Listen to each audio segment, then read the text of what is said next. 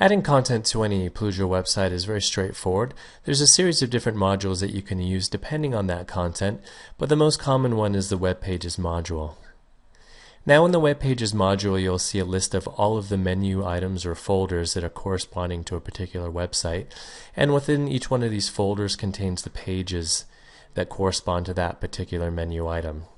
So in this case, the About Us menu item has 4 pages within it. It has an About Us page, a staff page, a job postings page, and an FAQ. If we were to jump over to the site, we can see that the About Us menu item here has those 4 pages listed.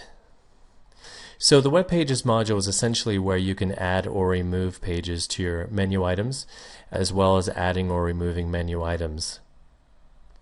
Using the Open All Folders button, you can see what's inside all of the folders in one glance.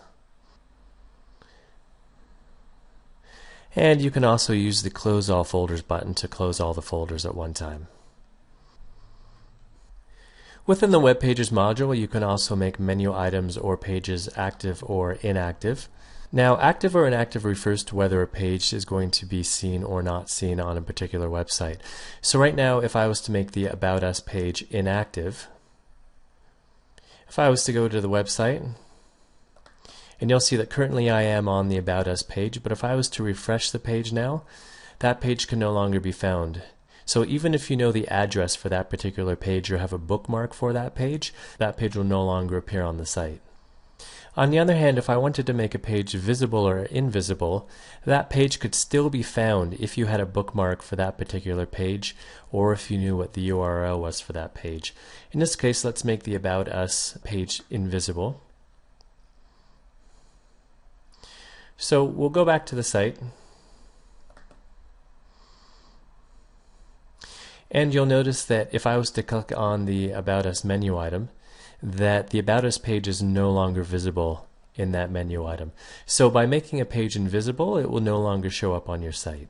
One of the advantages of making a page invisible is that you could physically continue to work on that page, and because you should be the only one that knows the URL for that page, you can view the page yourself and you can make all of the edits and make sure that it's worthy to be seen on the website, but no one else would see that page because to them it would still be invisible. Once you're ready to have that particular page seen by others, you could simply go back to the PLUJO administrator again and make that page visible. Within the Web Pages module, you can also change the priority of menu items or pages within those menu items. So in this particular case, I'd like to change the priority of the About Us page. I'd like to move it down one level below the staff page. So I just click on the down arrow here, and now you'll see that the staff page is above the About Us page. To move it back, I would just simply click on the up arrow. And now you'll see the About Us page is again above the staff page. You can use the social icon to post directly to Facebook or to Twitter. Now, you don't have to be logged into Facebook or Twitter to do so. These two particular items have already been set up or can already be set up in the settings within PLUJO.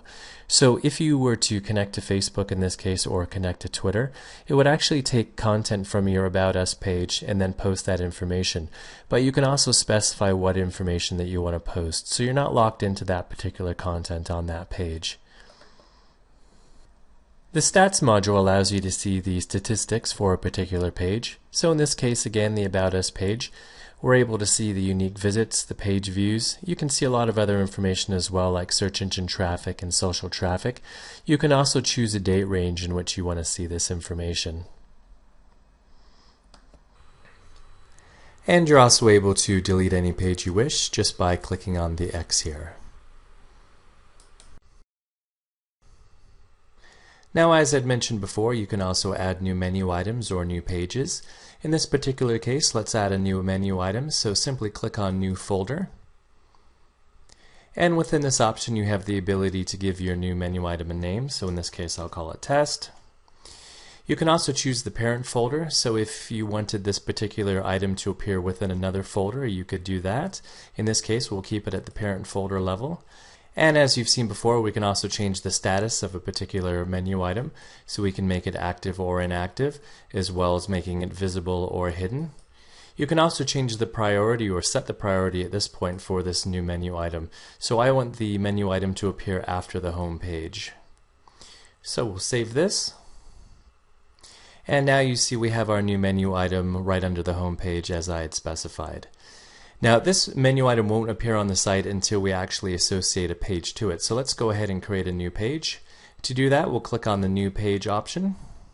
And in the new page option, you see that there are a series of different attributes that we can choose between. The first one we're going to choose is the folder. Now I want this new test page to appear under the test folder or test menu item. And I'm going to name my page also test. Now for the file name, we recommend that you do lowercase, and if you do have spaces in between particular words, then you can just put a dash. Also make sure that whatever file name you choose, you want to make sure that it's very search engine friendly. So make sure that the file name that you choose for your page is very relevant and keyword rich for the page that you're creating. For the template, depending on the template that was installed with the site, you'll have a series of different options that you can use for the page. In this case, we'll use a standard subpage template. And again, as you've seen before, we can make the page active or inactive, visible or hidden. We'll keep those as they are. And for this test item, because it's within the test menu item, there are no other pages, so I can't change or choose the priority in this particular case. Now if we were using a module for this page, we would select the module here. So for instance, if I was using a blog or if I was using an FAQ, I could select that.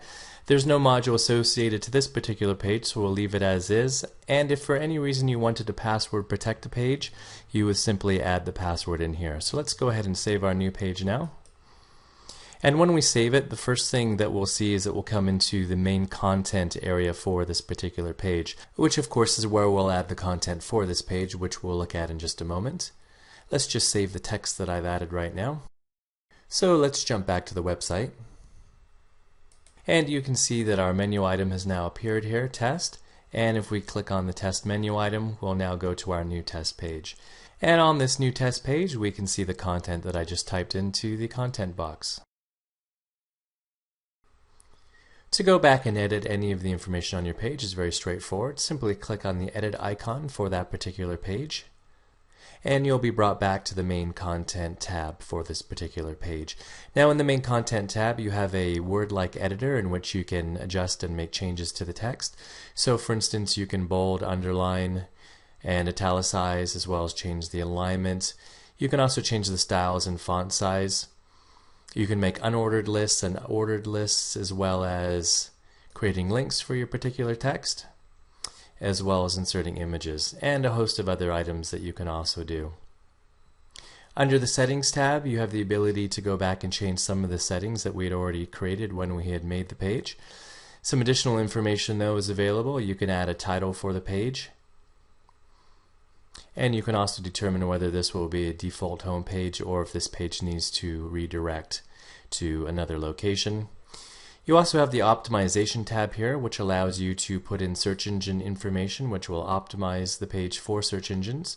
So you can enter in title tag information, keywords, description, for example, as well as you can add in social media information, so social media title and description. And this ties in when you directly post to a social media site, this information can be taken.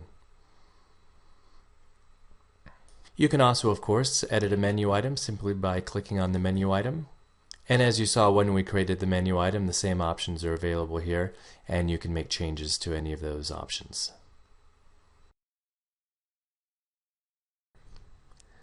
In conclusion, the Web Pages module allows you to organize a lot of the content on your site, including the menu items and the pages within, and make edits and changes to that information as well.